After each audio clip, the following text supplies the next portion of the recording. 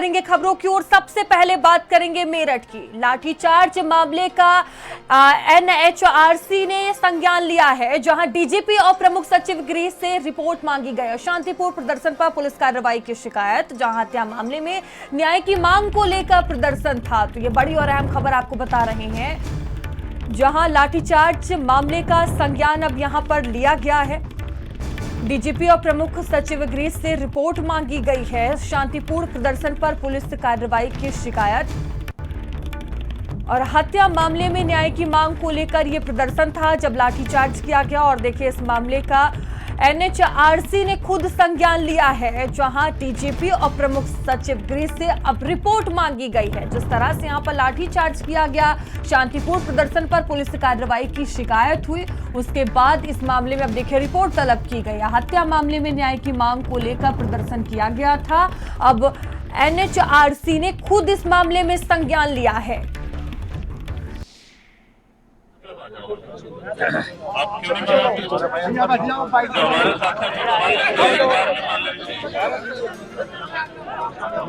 भैया उधर हो जाओ, पीछे हो जाओ यार, मत बैठो कहीं भैया। हाँ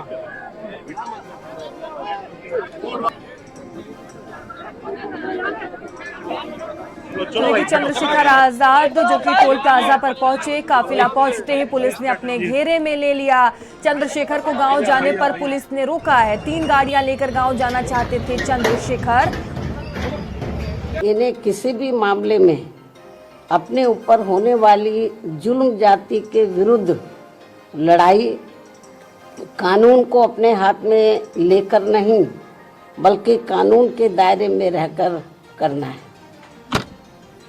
संघर्ष आदि भी कानूनी दायरे के अंदर रहकर ही करना है। और यदि मामला अदालत में जाता है और निचली अदालत में इंसाफ नहीं मिलने पर फिर इनको आगे सर्वोच्च अदालत में जाना चाहिए। पुलिस जब आंदोलन में अरेस्ट कर लेती है, या तो ट्रेनिंग पूरी नहीं हुई, लेकिन जब पुलिस अरेस्ट कर लेती है तो फिर उसके ऊपर कोई हमला नहीं होता, उसको जेल भेज दो। वो गलत हुआ और इस तरह का नहीं होना चाहिए। पुलिस से भी एक अविश्वास की भावनाएं जागृत होती है। सम्मानित आदमी के अंदर कस्टडी में मारपीट करना वो गलत है। पुलिस के लोग भी हमारे हैं, सब उसकी सपोर्ट करते हैं, लेकिन जो चीज़ गलत है वो गलत है। मेरठ के सिवाया टोल प्लाजा पर चंद्रशेखर आजाद का जो काफिला है वो पहुंच चुका है और इस समय वो अपने कार्यकर्ताओं से घिरे हुए नजर आ रहे हैं जा रहा है। और दूसरी तरफ चंद्रशेखर आजाद की गाड़ी अब रुक गई है और वो भीड़ में से बाहर निकलने की कोशिश कर रहे हैं। उधर पुलिस के जो अधिकारी हैं वो भी उनके आसपास हैं और अभी बातचीत चल रही है। पुलिस के अधिकारियों का कहना है कि उनको यहाँ से थिरोट गांव, जहाँ ललिता गौतम की हत्या की गई, वहाँ नहीं जाने दिया जाएगा। उनको यहीं पर रोक दिया गया है और उनसे कह दिया गया है कि सारे जो कार्यकर्ता हैं वो रोड साइड से उनकी तरफ आ जाएं और उनको उधर बुलाया जा रहा है। कैमरा से किसानों के साथ नरेंद्र, भारत समाचार, मेरठ।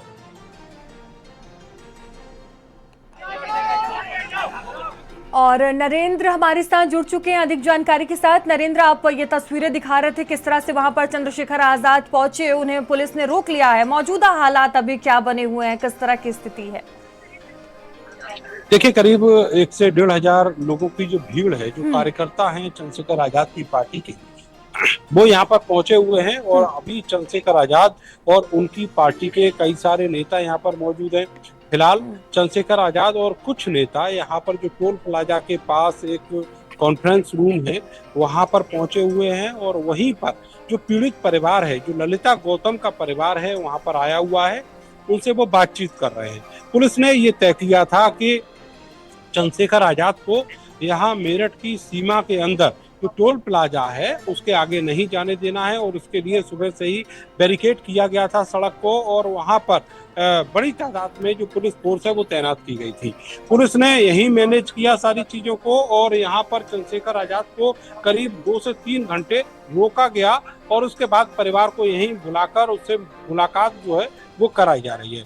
आपको बताएं कि जो मामला है वो ललिता गौतम के हत्याकांड से जुड़ा हुआ है और उसमें ये आरोप पुलिस के ऊपर लग रहे थे कि पुलिस ने जो कार्रवाई की है, जो विवेचना है, उसमें बड़ा झोल है और उसकी इन्वेस्टिगेशन ठीक से नहीं हुई है। परिवार की ओर से ये आरोप लग रहे थे। हालांकि पुलिस ये कहती है कि परिवार उनकी कार्रवाई से संतुष्ट है। अगर संतुष्ट है तो फिर 8 जुलाई को परिवार कैसे वहां कलेक्ट्रेट के सामने धरना देकर बैठा और उनके साथ बहुत सारे लोग जो थे दलित समाज के वो भी मौजूद थे। आसपास के जिलों से जो आए हुए दलितों के नेता थे वो भी वहां पर मौजूद थे।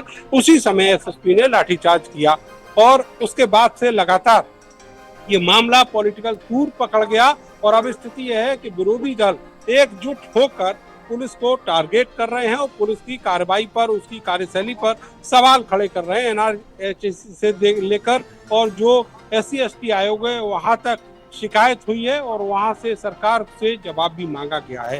तो अब ये जो पूरा मामला है वो केवल एक विवेचना तक ही सीमित होकर नहीं रह गया, ये मामला पॉलिटिकल एंगल पर चला गया है और अब इसमें जो भी पॉलिटिकल पार्टियां हैं वो अपने गेन के लिए जो भी बयानबाजी है वो लगातार कर रही हैं। और इस समय जहां पर मैं मौजूद हूं ये सिवाया टोल प्लाजा है और चंद्रशेखर आजाद और उनके हजारों समर्थक यहीं पर मौजूद हैं पुलिस की मौजूदगी में। जी बिल्कुल नरेंद्र, देखिए जिस तरह से वो आगे जाने का प्रयास कर रहे थे, लगातार उन्हें रोक दिया गया है। आपकी बातचीत भी हुई होगी, तो क्या आगे का क्या स्टैंड इस मामले में रहने वाला है? अब देखिए, चंद्रशेखर आजाद से ऑन कैमरा मेरी बात नहीं हुई, लेकिन जो ऑफ कैमरा बात हुई उनका ये कहना था कि वो आज केवल परिवार से मिलेंगे और इसके बाद अगर पुलिस परमिट उनको करती है तो वो जिला कारागार भी पहुंचेंगे। वहां पर जिन 8 लोगों को इस मामले में लाठीचार्ज के बाद जेल भेजा गया है उनसे भी मुलाकात करेंगे।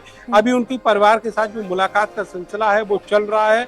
परिवार से मुलाकात के बाद क्या वो अंदर जिला कारागार तक जाएंगे, इस बात को लेकर अभी संशय बरकरार है। वो अभी निकल कर आएंगे, उसके बाद ये बता पाएंगे। और आगे इस पूरे मामले में किस तरीके से जो मुहिम है वो चल रही है या फिर पुलिस उनको संतुष्ट कर पाती है, ये सारी चीजें डिपेंड करेंगी चंद्रशेखर आजाद के यहाँ पर आकर और बातचीत करने के बाद वो आखिर क्या कहते हैं। तो अभी इंतजार उनका किया जा रहा है कि वो यहाँ पर आए और उसके बाद में परिवार से जो बातचीत हुई है और परिवार किस हद तक पुलिस की कार्रवाई से संतुष्ट है या तो असंतुष्ट है और वो किस पर यकीन कर रहा है, क्या वो चंद्रशेखर के ऊपर रिलाई कर रहे हैं, तो फिर उस बात को भी समझा और बिल्कुल देखा जाएगा। नरेंद्र, देखने वाली बात होगी आगे क्या होता है। आप बने रहिएगा, आगे भी अपडेट लेंगे आपसे। तो दलित छात्रा हत्याकांड के बाद मामला देखिए अब गर्माता हुआ नजर आ रहा है। इसी